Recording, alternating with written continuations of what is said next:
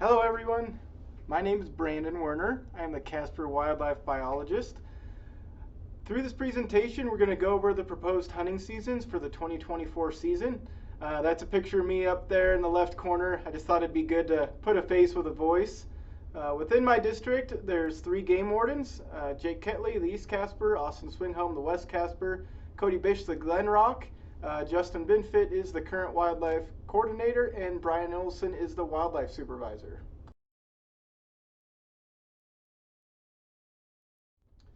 So how does the Wyoming Game and Fish Department set a hunting season?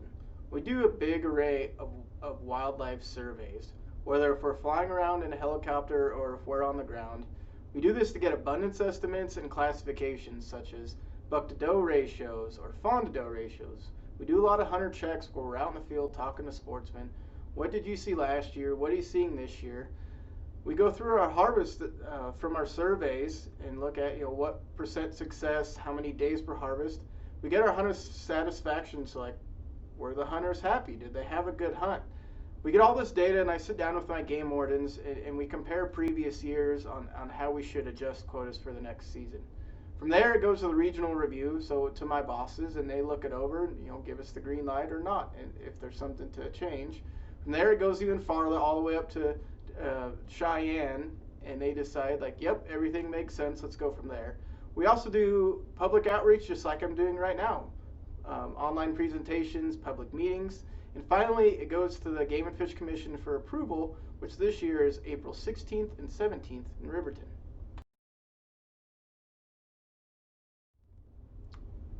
So this presentation is going to cover the local seasons for big game and game bird species of the Casper Wildlife Biologist District.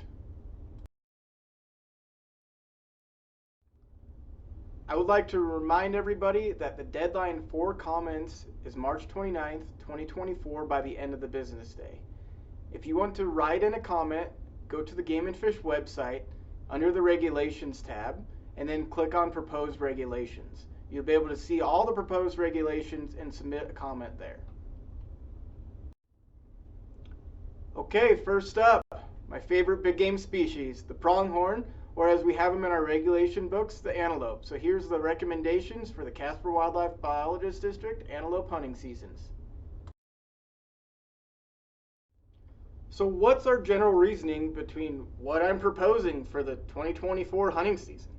Well, there's no ifs, ands, or buts about it. Like, winter in 22 and 23, so last year, it was tough. It was a hard winter. We had a lot of snow. We had extended periods of cold. Like, it was tough. However, we just didn't have near the winter losses as some other areas of the state. Did we have more losses than we normally have? I sure think so. Were they detrimental? Absolutely not. I got a few reports of some dead pronghorn. I went out, aged them, and I was only seeing older age class animals. I wasn't seeing any fawns. I didn't see any 2- and 3-year-old animals. If you're really seeing a lot of fawns, especially a lot of dead 2- and 3-year-olds, like those are the most fit antelope in the herd. And if those are dying from winter, you got some big problems. However, our fawn production across my district was lower than it has been. I do think there's a reflection of the harsh winter last year, basically because maybe these does were aborting some fawns. Maybe these fawns were born in less great body condition because their moms were so stressed and just didn't make it to when we do classifications. Our buck ratios are still high in some areas. Most of the herds in my district, ones I help manage, are close to or at objective, but we are getting some hunter and public concerns over lower antelope densities in some of the areas, particularly like area 73. Winter survival this year, so 23-24 should be awesome. I mean, we've hardly had a winter, one little cold spell, some little bit of snow here and there, but this should really lead to some herd growth. So management actions we're going to take. We're going to reduce licenses in areas that have experienced declines in recent years. So not just the 22-23 winter, like we've been having declines in some of those herds for a little while now. We just had reduced harvest success in these areas, and hunter satisfaction's been poor. So we're going to provide more opportunities in areas where pronghorn are doing well, especially in these areas that have high buck ratios. So here are the 8 antelope areas that I cover. So area 25, part of the North Converse herd, area 31 and 32, part of the Medicine Bow pronghorn herd, Area 73 is part of the North Natrona herd. Area 70, 71, and 72, part of the Rattlesnake herd, and Area 69 as part of the Beaver Rim herd. So first up, we have Hunt Area 25, which is part of the North Converse Pronghorn herd. This herd is a few thousand under objective, but nothing too alarming. Area 25, the densities in the northern half are much lower than the southern half. However, we've had really great fawn production. In 22, we had 84, last year was 80. So we anticipate the population on the northern end rebounding. Harvest success has been in the mid-80s for the last few years. It's not bad, but our buck ratios are remaining really strong at 63, and it's been like that for the last couple of years. So we're looking to do a modest increase in 25 just to provide some more opportunity due to those high buck ratios. So areas 31 and 32, like I said, they're part of the Medicine Bow Pronghorn herd, which is managed in the Laramie region. I just do this northern part of it. We're not looking to do any changes in area 31. The reasoning behind that is in March of 21, we had a really strong storm, and it really set those pronghorn back, and for whatever reason they have yet to recover. Area 31's got low fawn production, low buck ratios, both in the 40s, not great at all. Success last year was just 77%. This is a pretty private land dominated area, and we lost a big portion of a hunter management area last year, basically due to the lack of pronghorn. And on the next slide I'll get into area 32, but we are looking to increase 100 type 1s in area 32 as well as 100 type 6s in area 32, but keeping the type 7s the same. So continuing on, why we're proposing to raise the license quota in area 32. Well, the buck ratios are high. We're at 60 bucks, and it's been really consistent like that for about 5 years now. So we have the pronghorn bucks to increase. Fawn ratios, same deal. The last 5 years, they've been really consistent, between 70 and 75. That's good. It's not great, but it's really good. It's really consistent. Landowners, sportsmen, game and fish employees, we just see a lot of pronghorn in this area, particularly in the southern portion of 32, the northern portion of 47, which is outside of my district, and the northern portion of 48, which is also outside of my district. But the farther south you go into the Medicine Bow Pronghorn herd, definitely the densities are going lower, but man, 32 is doing great right now. I'm sure as a lot of you have heard, 2 years ago now, the Martin Ranch sold to the Bureau of Land Management. So this opened up a lot more land to hunting. It's really spread out hunters. And the Medicine Bow Pronghorn herd is at the 40,000 objective. So, we have some pronghorn, 100 increase with the 1s and 6s, just a modest increase, and let's harvest some more pronghorn. So I know I started the pronghorn general reasoning with a lot of my district didn't get hit hard with winter mortality. But area 69 is definitely the exception. This area got hit harder than most of the rest of my district, so it's part of the Beaver Rim herd, which is area 65 through 69, 74, and 106. And last year we were really conservative. We only had 75 licenses, and it's a really public land dominated area. So we knew success was going to be good. It's at 92%. But even with being as conservative as we are, there was only buck ratios at 29. And that includes yearlings and adults. And the yearling buck ratio is only 4. When you have yearling buck ratios, that's a pretty good indicator when they're that low. That winter survival of the fawns last winter was low, and we're not going to do any changes in 69 this year. We're gonna let it ride. 75 licenses for as big an area as it is a good acceptable number. So I have 2 herd units within my district for pronghorn. The first one is the Rattlesnake herd unit, so areas 70, 71, 72. The postseason population objective is 12,000. We're at 11,100, so we're right in there close. We managed for plus or minus 20%.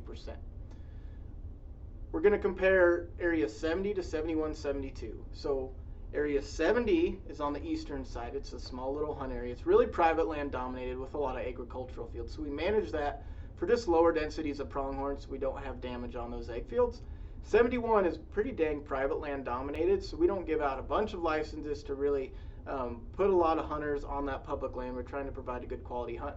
Where Area 72, it's a big area, a lot more public land. Antelope are doing great there. We're pretty liberal with licenses there, as long as harvest success is good and satisfaction is good. The bottom right graph there shows harvest and the amount of hunters on the landscape. So as you can see, about 2013, we were harvesting about 1,100 pronghorn. We really dipped down 2015, 2017, had some drought, harsh winters at that time. We built back up to 2019, and we were really static through 2022, staying the same, about 1,100 a year. And then 23, you'll see a sharp decline. Well, that's not because hunters had a harder time getting pronghorn there. It's because we cut all of our doe licenses last year because we were pretty nervous at how winter was going to affect these pronghorn. But as I talked about before, we didn't get hit very hard within this rattlesnake herd. Going to the classifications, they've been fairly decent, in the upper 60s and 70s with the fawns. But then, this year, it's like I said, fawn production was lower, just 43, kind of concerning. But hopefully with the fawn survival out there this year with mild winter, it'll be awesome. Buck ratios have been pretty dang high. Even when we're at 52 this year, that's really good. But one thing I'm really excited about, our yearling buck ratios, 16 bucks, yearling bucks per 100 does. Like I talked about in the beaver rim herd, only 4 there. We're 16 here. It's a good indicator that the fawns last year survived a lot better in the rattlesnake herd. So here's what we're proposing in the rattlesnake herd for the 2024 season. No changes on the amount of type 1s in Area 70. There's decent harvest success, about 83%. That's pretty good. We try to manage for some lower densities there. I don't feel like we're harvesting too many. Adding some type 6 license there, just 25, like I said, keep the densities a little bit lower. Area 71, on the other hand, had low hunter success, just 77%. Satisfaction was pretty poor at 62, and the hunter comments, they're pretty upset in Area 71 this year. They had to work pretty hard. So we're looking to cut some type 1s there and adding some type 6s to distribute the doe harvest pressure between these 3 areas. Area 72, success was great. There was 87% success on 700 licenses. Granted, not all of those were active, but the buck ratios just in this hunter area were 62 bucks per 100 does, which is awesome. We have the bucks out there, just as well harvest them. We're looking to add 300 doe fawn licenses in this area. So, like I said in the previous slide, last year we cut all of the type 6s because we were pretty concerned about the winter. We had a year to assess the winter. We had a year to run population models and see that's how this herd was doing. So, yeah, how do we know how many to give out? Well, before this hard winter, we had 500 doe fawn licenses out there. So we're coming in slowly with having 350. But also, I relied a lot on my population model this year to project how many does we would need to harvest to stay at that 12,000. So we would still be increasing our population with harvesting about 280 pronghorn does. I know we have 350 licenses. I'm estimating we'll harvest about 280. And with not having any doe harvest last year, like I said, we'll be still increasing with harvesting that many does. So my other pronghorn herd is North Natrona, which is Area 73. It's a huge area. There's a lot of public land up there. Our current population estimate is around 10,100 with the postseason objective about 11,000. Looking at that chart there to the left on the bottom. In 2013, we're harvesting about 600. We had a lot of population growth starting in 16. Kind of tapered out about 2017 through 2020, and we were harvesting over 2,000 pronghorn out of this area. We were cranking it out. We upped license quotas. The fawn production was pretty dang good, and we were doing some research out in that country, looking at changes in buck ratios to horn growth. And then we had some hard winters, had some drought in there. The harvest really tapered off. The population went down, but as you can see, it's still at an acceptable level. We're still at 10,000. We're not in dire straits at all on this. And then we cut a lot of doe licenses. We've been cutting type 1s like crazy out in that country to still maintain a good quality hunt. So looking at the buck ratios, they've been pretty dang good this last year, but they were only 38. Fawn production a little bit lower at 57. We're down from 84 last year. And our yearling buck ratios are okay at 11. Maybe hinting at that things got hit a little bit harder in the winter, but not too concerning up in that country this year. So we're really doing some significant cuts in Area 73.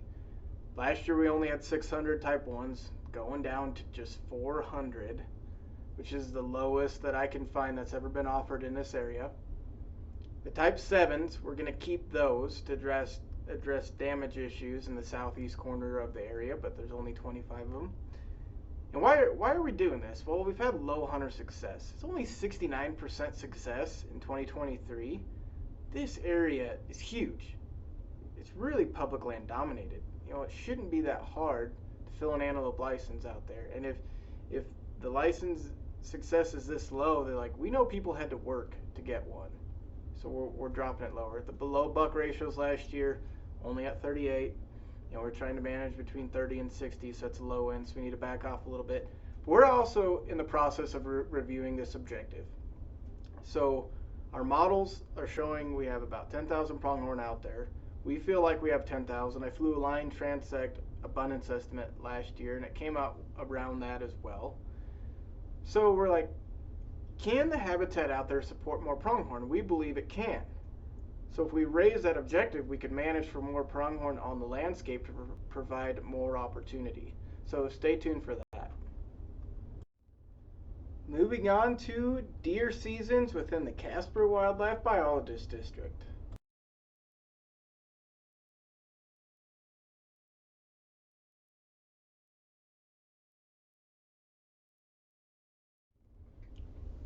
So here's our general reasoning for what we're proposing for the 2024 deer seasons. Fawn production in my district was mediocre to good. I mean, we've had some years where it's been really poor. So, mediocre is not great as that sounds. It's really not that bad. It wasn't phenomenal fawn production in 23, but it was good.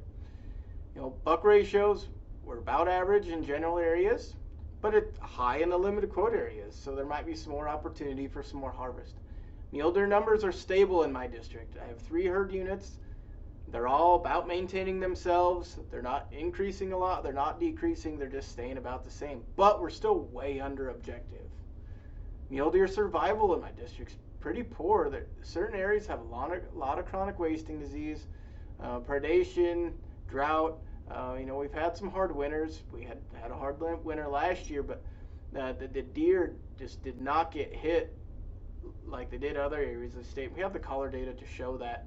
And the yearling buck ratio is similar to the pronghorn. We have high yearling buck ratios, and I'll show you that here in a bit. But our management actions, we're going to limit our doe harvest. Only harvest does in areas with egg damage or chronic wasting disease hotspot concerns.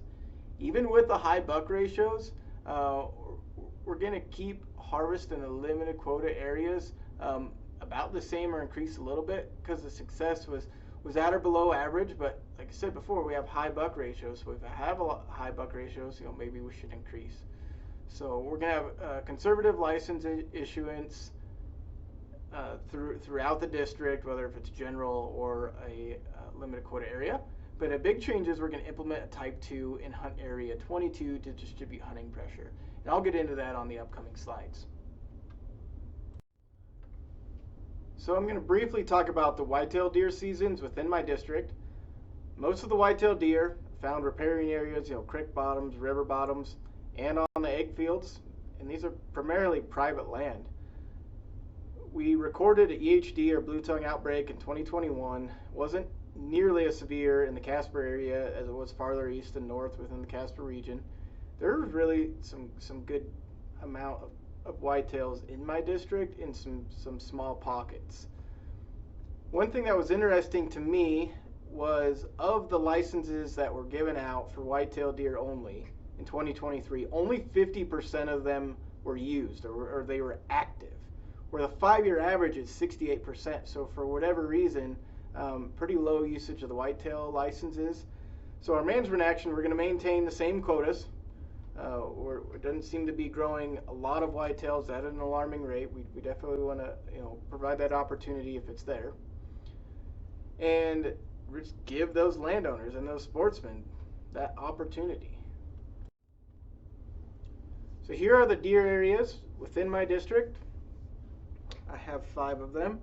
So the northeast one is area 22. That black line there is my district. So that's part of the North Converse mule deer herd. Matt Hazinga, the Douglas wildlife biologist, he is the head of that area. I just covered that side of it. Area 66, the Bates Hole Hat 6 mule deer herd. Area 88, 89, which are the Rattlesnake mule deer herd. Area 34, which is part of the North Natrona mule deer herd, and Area 67, which is currently closed. So first up, Area 22, like I said, part of the North Converse mule deer herd. So last year we had 400 Type 1 licenses there, valid for the entire area. This year we're adding a Type 2, which is a antlered mule deer, any whitetail deer, valid south and east of Wyoming Highway 95 and Ross Road, which is Converse County Road 31. So we did this because the southeast portion of the hunt area has the highest density of deer. So we're directing hunters that way. And the western side has the least amount of deer but the most amount of public land. So the amount of hunter crowding going on over there is pretty crazy. So if you get a Type 1, you can still hunt all of Area 22. But if you have a Type 2, you have to hunt that south and east side. So we're also reducing the whitetail licenses there due to extremely low hunter success at just 33%. So here's a map of where the Type 2 will be valid in Area 22. So on the right hand side, everything that's shaded with the blue trim is where the Type 2 will be valid. Starting there on the bottom left side, the boot looking part, that's Highway 95, and then it runs north on that western boundary. That is not Highway 95, that is the Ross Road or Converse County Road 31. I just want to let the sportsmen know that we have worked with Onyx Mapping. We're providing them with these license limitation maps, and there will be a license limitation layer ready for 2024 that shows where the Type 2 is valid. So like I said, I have 3 deer herd units within my district. So the first one we're going to talk about is the North Natrona mule deer herd, which is Area 34. Current population estimate is around 1,500 deer. Our objective is at 4,700 postseason. So looking at the top left graph there, you can see, it's 13. We harvested over 250 deer, or about 200 deer, sorry. And we dropped down to almost 100, and then we had a bell curve go up in there. 2017, 2018, we were doing good, harvesting about 150 deer. Now we're starting to tank off a little bit. We're kind of maintaining itself.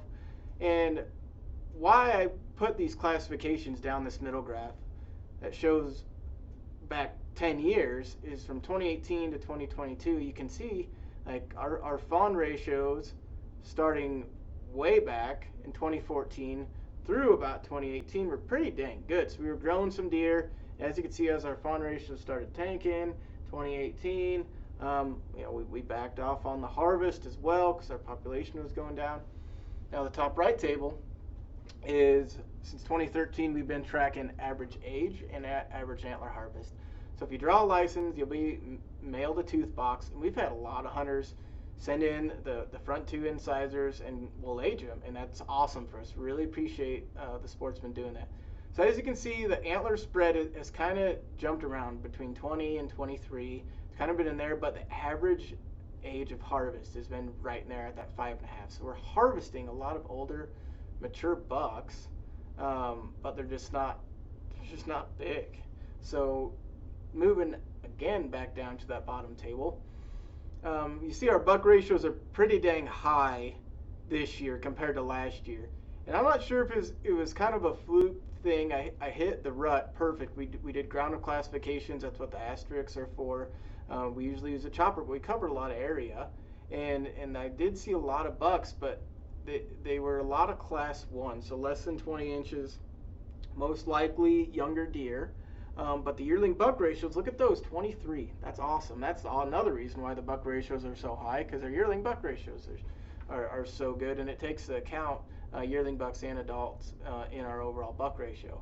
But that's a good indicator that fawn survival last year during the hard winter was great. 23 yearling bucks per 100 does. So here's what we're proposing for Area 34 deer. Not doing any changes on the Type 1. Our fawn production is enough to maintain this herd, but not grow it at 66. Our buck ratios increased, but remember a lot of those were yearling bucks, which is great, a lot of up-and-comers. But most of the bucks I did see on the landscape were Class 1s or under 20 inches, and they weren't the older, mature deer. We're dropping the Type 7s to 25 because there's less agricultural damage in that southeast corner of the hunt area, but it's still a CWD hotspot, so we want to keep some pressure on the deer there. Now we are on to the Bates Hole Hat 6 mule deer herd, which is areas 66 and 67. 67, like I said before, is a closed area, so we're really kind of focused on area 66.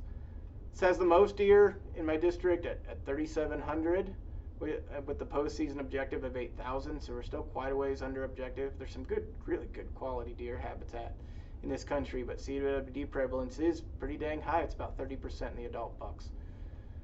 So looking at the graph to the left there, we harvested quite a few deer and had more hunters from 2015 to 2018. And then we kind of tapered off 19 to 22. We did have an APR on there, but or an antler point restriction. 3 points or better. But we did see some hunters taper off as well. And we did decrease some non-resident license quota for the area. But in 2023, we harvested a lot of deer in there. I attribute that to the mild weather conditions. You could really get around that country pretty dang easy. We had an increase in overall hunters there, like that blue line is showing. And we did remove the antler point restriction to better distribute harvest within that herd. Looking over at the classifications, with fawn ratios, we've been in the 60s to the mid 60s for a long time, and that's enough to maintain the herd, but not necessarily grow it. The buck ratios, they've been averaging about 29, and even with the removal of the antler point restriction, we stayed right in there in 2023. The yearling buck ratio, right on average, nothing crazy, even like I said, even with the removal of the antler point restriction. So we are proposing no changes in this herd unit for 2024. So we're going to leave the antler point restriction off for one more year. We're providing opportunity, but we're still being conservative. And the Type 3s and the Type 8s, like I said before, there was only about 50% of the license active. So we're just going to maintain that the same. Onto the rattlesnake mule deer herd, which is areas 88 and 89. This area is kind of my baby. I really enjoy this. There's some good quality deer hunting in there. There's definitely some management issues, particularly CWD, that we're really looking into. And it's a unique area in the fact that area 88 is a general area, but 89 is a limited quotas. They're managed a little differently, but they're still managed as the same herd unit. So our current population estimate is 1,900 deer. The postseason objective is 5,500. So we're still way underneath the objective. So looking at the top left graph there. So as you can see, the amount of harvest we had had just been over 100, 13 to 15th. It had a peak in 18, about 300, and then we slowly tapered off to about where we're at now in 22, and then increased a little bit in 23. And I'll get into why we increased a bit here in harvest. So looking at the right graph, so same deal as North Natrona. We've been tracking age since 2013. Again, thank you to the sportsmen that received tooth boxes and send them back. So we've really been right in that 5.5 year average. In 22, we were up at 6. 23 or 5.5, but the antler spread has kind of been all over the place. Been high of 23, a low of 20, and kind of bounced around. So we're growing older age class bucks. They're just not getting that big. So looking at classifications, the bottom left for the herd unit. So the fawn ratios kind of all over the place. 21, it was a new survey method. We didn't classify as many deer as I would like, so I don't put a lot of merit into that number. I don't think it was quite that low because everything was low. But so for the herd unit this last year, they're at 66. enough to maintain the herd, not grow it. Buck ratios within the whole herd unit, it's managed specially, so we want 30 to 45 bucks per 100 does. So we're at the lower end there. But our yearling buck ratios, again, high. 16 bucks per 100 does.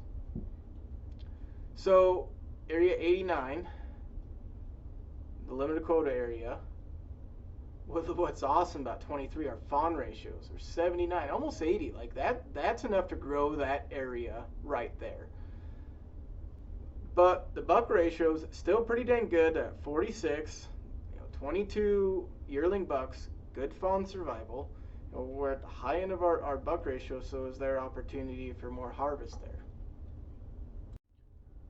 So like I said in the last slide, where area 89 is at the top end of our management threshold, is there opportunity for more harvest there? Perhaps, but where 22% of or 22 of those bucks out of that 46 were yearling bucks, we're just going to play conservative for one more year because our harvest success was a little bit down than average. It was only 65% on the type 1s in 89, where it's usually like 70-75%. We're looking to add 25 type 7 licenses, and I'll explain that later on. But overall, with the general area, it's staying the same. We're still being conservative, just a 7-day season. All right, so as I hinted to before, chronic wasting disease management is a huge issue to me, and should be a huge issue to everyone that hunts this herd, that enjoys the mule deer out in the rattlesnakes. So in 2023, we did a chronic wasting disease management hunt. So we implemented an 88 type 7, which was valid for any doe or fawn on private land. We did mandatory CWD sampling on the general, the 88 type 7, and the 89 type 1 license. This was done because a lot of the private land areas in 88 are known as CWD hotspots.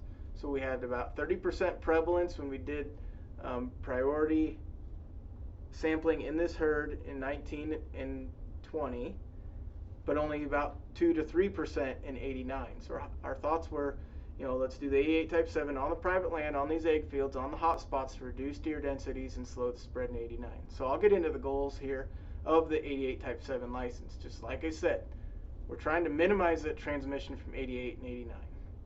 We're going to identify the prevalence rates in doe mule deer, and in the long term, hopefully reduce some prevalence in the entire herd. We're also being really transparent with the public and with landowners on why we're wanting to do this. We had 15 participating landowners that would take hunters in 2023 with the type 7 license. This is awesome. 88 is not a huge area, so having that many landowners, thank you landowners for allowing access. So we're proposing a modest increase on the type 7s for 2024. We do need some more doe samples to really determine prevalence. Well, what we're being really cognizant of is balancing these reducing densities on these hotspots. What we recognize this mule deer herd is under objective. We're going to reevaluate in future years depending on deer densities and prevalence how many deer we should be taking. We'll continue evaluating data collection needs and management efforts to determine future course of action for CWD management. So here's our results from the mandatory sampling that took place in 2023. Hunt area 88, we got 35 adult bucks, so 2+-year-old bucks. 9 of them are positive, 25% prevalence. Yearling bucks, we got 16 samples, 4 were positive, 25% prevalence. Pretty dang concerning to me. The younger the deer is, the less likely that it has a chance to come into contact with CWD. So when you're having yearling deer that are showing high prevalence, the same as adult bucks, that's pretty dang concerning. It really pinpoints that there is a lot of CWD on the landscape in this hunt area. With adult females, 12 samples, 3 were positive, 25%. Now granted, these are all low numbers, so our confidence in the prevalence rates are still pretty low. Hunt area 89, we got 67 samples, 2 were positive, so just 3% prevalence. So for the whole herd unit, 102 adult bucks, 11 positive, so 11% prevalence. The yearling males, we did get 18 samples, 23% prevalence. and we didn't get any more samples out of Area 89, so we're still running with that 12 does area, or 3 were positives, 25%. I just want to say thank you to the hunters. We did a lot with reaching out to sportsmen this year to letting them know that Area 88 and 89 were mandatory sampling areas. So we sent letters, we sent emails, we put flyers out, we put it in the regulation book, and 61% of the harvested deer on the general license were sampled. 67% or 66% on the type 7s, and astounding 97% on the type 1s. So thank you to the sportsmen that participated in this. So what is in store for 2024 in the Rattlesnake Mule Deer Herd CWD Management? We're going to do mandatory sampling again on the general 88-7, 89 type 1 license. So if you harvest a deer on any of those licenses, it has to be sampled regardless if it's a mule deer or a whitetail. Now, if you have Area 66 type 3, which is valid in 88 or 89, or a 66 type 8, whitetail only, you are not required to get those deer sampled, even if you harvest them in 88 or 89. So more samples, like I talked about before, more confidence in CWD prevalence. Mandatory CWD sampling is extremely labor intensive for game and fish and for the sportsmen that hunt these areas. So that's why we usually don't do it for more than 2 years in a row, as other areas, other herds become priority. The tightest confidence is we get 200 adult buck samples. We get the best precision with what our CWD prevalence is. So anyway, what am I getting to? Why increase the type 7? Like I said, our 12 sample, 3 positives is only 25% prevalence. Our confidence intervals are from 4 to 57%.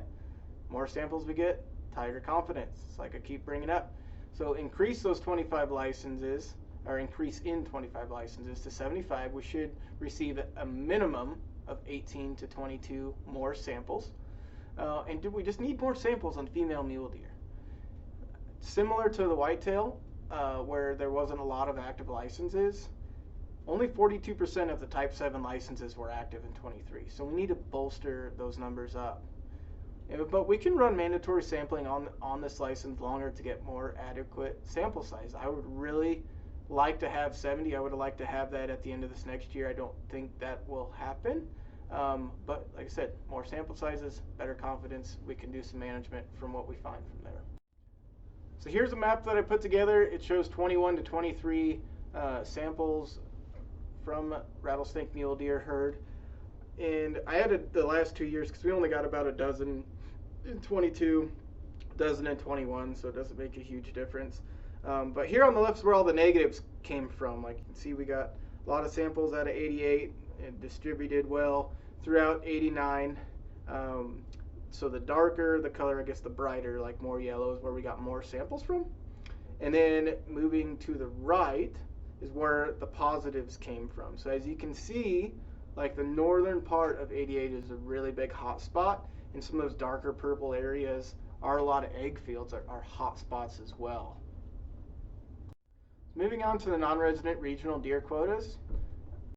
Some of these are not in my district, but I still just wanted to show them.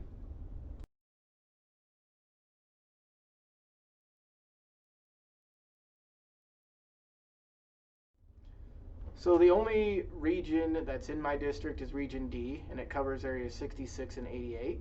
We're not doing any changes there, to keeping it 300. The biggest change you'll see is Region B, going from 1,000 down to 800. We've made quite a few cuts across the whole Casper region in the last few years, just to match what's going on with our deer population for the most part. So like I said, Northeast Wyoming got hit hard with EHD and blue tongues. That's why they've done a lot of cuts up there.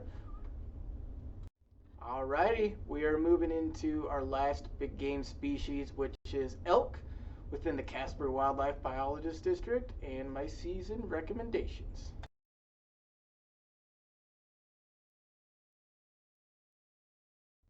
Okay, what is our thought process and general reasoning with our elk recommendation for 2024? Well, all of the herds in my district are above objective. Elk movements and access can really change depending on weather. We get more snow, elk move around more, can be easier to get on these elk, but can also be harder to get to them because there's too much snow. Longer seasons or maximizing cow harvest opportunity, even bull harvest opportunity. We are running high bull ratios and bull numbers in most areas. We're addressing any egg damage that were to occur. So management actions, like I said, maintain high cow-calf harvest, having long seasons, to maximize opportunity, give you the best chance to harvest an elk, address damage. We're doing split seasons. We got a lot of private land sanctuaries in central Wyoming here. So the split seasons takes those pressure or the hunting pressure off the elk, lets them come onto public land or accessible private lands and get harvested that way. We're continue managing for good bull quality throughout the region. We're going to provide more opportunity without saturating hunters on the limited amount of public land that we have. All right, so here are the elk areas that I cover. So starting on that northeast side, area 122, which is the Pine Ridge, that black line's in the middle. Matt Hazingo runs that herd unit, and he's got the east side out of the west, all of area 19, part of the Laramie Peak Elk Herd. I do the very northern part of 16, Chalk Mountain North, area 23, the Rattlesnake Herd, and area 120, which is part of the South Bighorn Elk Herd. So first up is area 122, the Pine Ridge. So this is a landowner satisfaction based elk area because it's so much private land.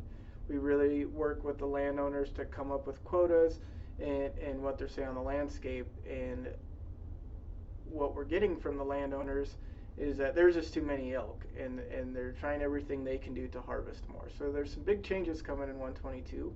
We're keeping the type 1 quota the same, any elk, which changes to antler this later, but we're implementing a type 2, which is a 5-point or less. We're getting a lot of reports of just really high bull ratios in the area, a lot of broken bulls, a lot of low quality bulls out there. So putting out 100 licenses, it's going to start October 15th to really give the type 1s a first crack at the bulls, and then run through November to provide a lot of opportunity. We're cutting the type 6 licenses to provide quality hunting and less crowding on the public lands out there, but implementing a type 8, which is valid from August to the end of January, which is a cow or calf valid on private land. We really need to harvest more elk here.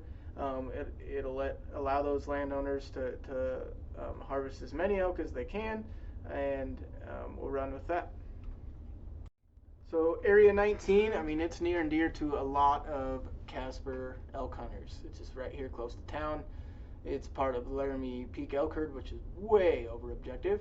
So here we have the total harvest, which is the yellow line. As you can see, 2015 harvested a lot of elk, and then again in 2017 was pretty good. But we're kind of slightly trending upward. And the blue line's the bulls. So we usually harvest about 165 bulls a year.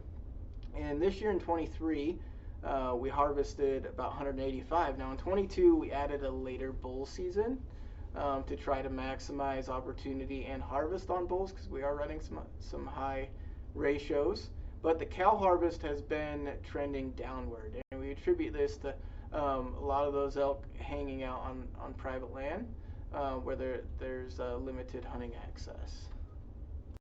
So no changes proposed for area 19. Running the same there. Still doing the December season for another year. Maybe we'll look at some changes next year. There hasn't been a huge increase in the amount of bulls harvested with that December season. We were about at 12 the first year we did it that we know of, 12 bulls harvested in 2022. About 9 bulls is all this year in 23, but the weather was really mild this year. Could have had something to do with it. So Elk Area 120, like I said, part of the South Bighorn Elk Herd. We've been bumping licenses here every year since I've been a biologist. It hasn't been that many, but harvest increases every year since 21 in this herd. Like that yellow line there, we're harvesting a lot of elk on bulls and cows. Success has been phenomenal on the type 1s. I'm hesitant to increase the type 1s this year, like I said, because we have been increasing. We're kind of hitting a threshold of hunter saturation, but we're also trying to harvest more elk. So we're increasing some 4s and 6s. You know, we've lost a really important walking area, walking area 1, so Piney Creek this year, because it is for sale, and then there's some limited access on some other walking areas up in that country. So we're not trying to flood it with hunters up there, but still provide plenty of opportunity. So like I said, I covered the north part of Area 16, Chalk Mountain North. This is the Shirley Mountain Elk Herd. And we harvested a lot of elk in Area 16 this last year. One of the biggest ranches down there typically hadn't had a lot of access. They've opened the doors this year, and we harvested a ton of access, so thank you to them. The bull hunting has been phenomenal in Area 16, but we are hitting a threshold where we do not want to increase licenses there for hunter saturation. The only changes are removing the hunter draw HMA part from the regulation due to unsure access if we'll be able to get it in there in September and August. So my one and only elk herd unit is the Rattlesnake Herd, so Area 23. Our current population is estimated around 1,200 elk with a postseason objective of 1,000. Elk are really hard to model to figure out how many are out there. So I'd say 1,200 is definitely on the lower end. So here's how harvest has been in a rattlesnake herd. So you're going back 13, 14, harvesting over 200 elk. Really dived off to 2020 where we harvested only about 130, 140. And then we've been building up since 21. Our cow harvest has been increasing since 2020, where our bull harvest is staying about the same. So here's what we're proposing for the Rattlesnake Elk Herd for 2024. The elk out there are expanding their range. They're moving farther east and south within the herd unit. We're able to capitalize on elk that cross the Gas Hills Road into the northern part of 128. This happens a lot in the late seasons. Last year, we added the Type 4s and 6s to the licenses that could hunt over there from November 15th to December 15th. This year, we're adding the Type 1, so it'll still be valid for any elk on that side of the road. And we're doing a modest increase, just 25 licenses on the Type 1s and on the Type 4s due to being able to hunt elk over there. So it's a lot more land that we can send hunters to, and we're not going to hunter crowd normally as much as we would if we weren't able to hunt in Area 128. So I wanted to show a map again of where the Type 1s, 4s, and 6s will be valid from November 15th through December 15th, as well as all of Elk Area 23. That western part is the Castle Gardens Road. The south road is the Beaver Rim Road, or BLM Road 2401. Same deal, if you go on Onyx right now, you click on the hunt license limitation area, you can actually see this on Onyx. So I know I brought this up last year. I talked to quite a few sportsmen and landowners in the area, and I didn't get really good yay or nay feedback on this. But we're looking to do a possible change in the license structure. And that would be adding a Type 2 and adding a Type 5. So the Type 1s could only hunt October, Type 2 only November, same with the 4s and 5s. And this is to take pressure off. There would be less sportsmen, up to 125 less sportsmen in the field at a time. So this would let elk come off of the private land sanctuary that's in 23 and harvest more of them. Now the downside, there could be more archery pressure on the landscape. So we'll be surveying hunters this year via email and possibly letters. And if you're a 23 hunter, I really want to hear back from you on how you feel about this. So big game is done. Let's talk about turkeys. I'm a big turkey guy myself. So anyway, single statewide turkey hunt area fall of 2024. And we implemented this for simplicity's sake. So right now there's 5 different turkey areas. It's kind of confusing, so we're just trying to make things easier on people. So the fall season in 24, general is September 1 through 30th, any wild turkey archery only. October 1, December 31st, any wild turkey. And then a Type 3, it's only valid in specific counties. So if you get one of these Type 3s, just make sure you're in the right county when you're hunting on that. September 1 to the 30th, archery only. This covers Natrona County, which is in my district, and Converse, which I guess is also in my district. And then the Type 3, you can use any weapon, any legal weapon from October 1 to December 31st. So the single statewide turkey hunt area concept, well, it's not a concept, it's going into regulation now, is going to stay to the spring seasons as well. So the Type 1s be statewide, April 20th to May 31st. The Type 3s, we did open it April 1 because a little bit of us were trying to disrupt that breeding, because where we have the Type 3s, we have a lot of turkeys on the landscape.